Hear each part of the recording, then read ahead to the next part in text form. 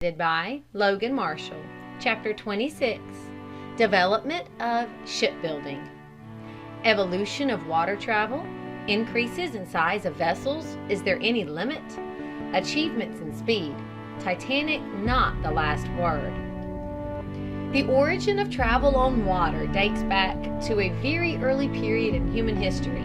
Man beginning with the log, the inflated skin, the dugout canoe, and upwards through various methods of flotation, while the paddle, the oar, and finally the sail served as means of propulsion. This was for inland water travel, and many centuries passed before the navigation of the sea was dreamed of by adventurous mariners. The paintings and sculptures of early Egypt show us boats built of sawn planks, regularly constructed and moved both by oars and sails.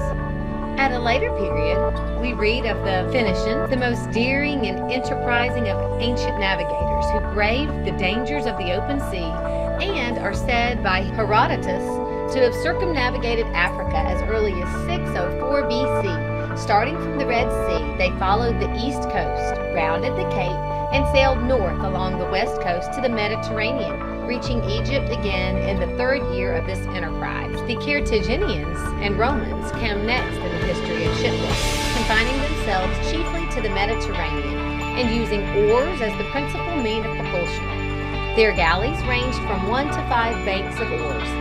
The Roman vessels in the First Punic War were over 100 feet long and had 300 rowers, while they carried 120 soldiers. They did not use sails until the beginning of the 14th century BC. Portugal was the first nation to engage in voyages of discovery, using vessels of small size in these adventurous journeys. Spain, which soon became her rival in this field, built larger ships and long held the lead.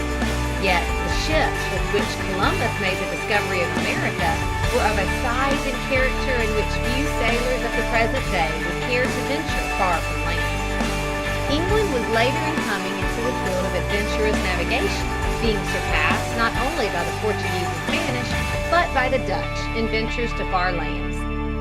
Europe long held the precedence in shipbuilding and enterprise and navigation, but the shores of America had not long been settled before the venturous colonists had ships upon the seas. The first of these was built at the mouth of the Kennebec River in Maine. This was a staunch little two-masted vessel, which was named the Virginia, supposed to have been about 60 feet long and 17 feet in beam. Next in time came the Restless, built in 1614 or 1615 at New York by Adrian Block, a Dutch captain whose ships had been burned while lying at Manhattan Island. This vessel, 38 feet long and of 11 feet beam, was employed for several years in exploring the Atlantic coast. With the advent of the 19th century, a new ideal in naval architecture arose, that of the ship moved by steam power instead of wind power, and fitted to combat with the seas alike in storm and calm, with little heed as to whether the wind was fair or foul. The steamship appeared and grew in size and power until such giants of the wave as the Titanic and Olympic were set afloat. To the development of this modern class of ships, our attention must now be turned. As the reckless cowboy of the West is fast becoming a thing of the past, so is the daring seaman of fame and story. In his place is coming a class of men, miscalled sailors, who never reefed a sail or coiled a cable, who do not know how to launch a lifeboat or pull an oar, and in whose career we meet the ridiculous episode of the lifeboats of the Titanic, where women were obliged to take the oars from their hands and row the boats.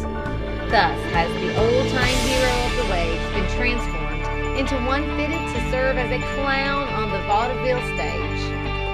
The advent of steam navigation came early in the 19th century, though interesting steps in this direction were taken earlier. No sooner was the steam engine developed than man began to speculate on it as a moving power on sea and land.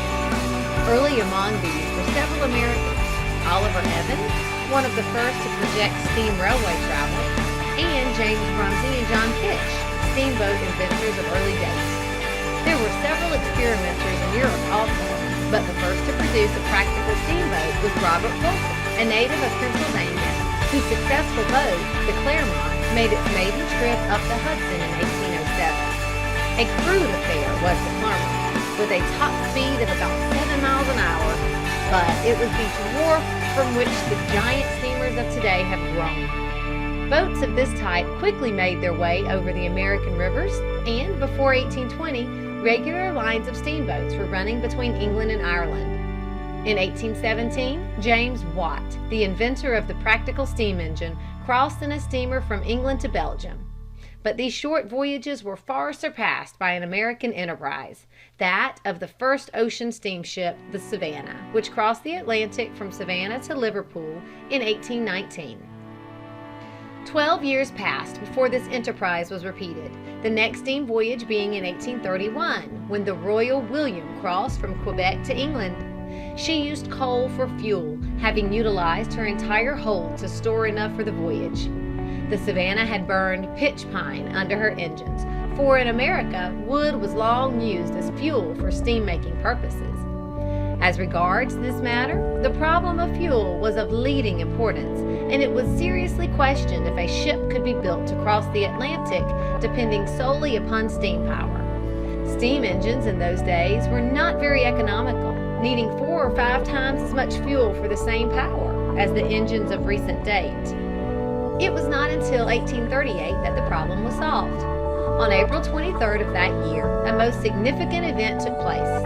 2 steamships dropped anchor in the harbor of New York, the Sirius and the Great Western. Both of these had made the entire voyage under steam, the Sirius in 18 and a half, and the Great Western in 14 and a half days, measuring from Queenstown. The Sirius had taken on board 450 tons of coal, but all this was burned by the time Sandy Hook was reached, and she had to burn her spare spars and 43 barrels of rosin to make her way up the bay. The Great Western, on the contrary, had coal to spare. 2 innovations in shipbuilding were soon introduced. These were the building of iron instead of wooden ships, and the replacing of the paddle wheel by the screw propeller. The screw propeller was first successfully introduced by the famous Swede John Ericsson in 1835. His propeller was tried in a small vessel, 45 feet long and 8 wide, which was driven at the rate of 10 miles an hour and towed a large packet ship at fair speed. Ericsson, not being appreciated in England, came to America to experiment. Other inventors were also at work in the same line. Their experiments attracted the attention of Isambard Brunel, one of the greatest engineers of the period, who was then engaged in building a large paddle wheel steamer, the Great Britain. Appreciating the new idea, he had the engines of the new ship changed and a screw propeller introduced. This ship, a great one for the time, 322 feet long and of 3,443 tons, made her first voyage from Liverpool to New York in 1845, her average speed being 12 1/4 knots an hour. The length of the voyage? 14 days and 21 hours. By the date named, the crossing of the Atlantic by steamships had become a common event. In 1840, the British and Royal Mail Steam Packet Company was organized, its chief promoter being Samuel Cunard of Halifax, Nova Scotia.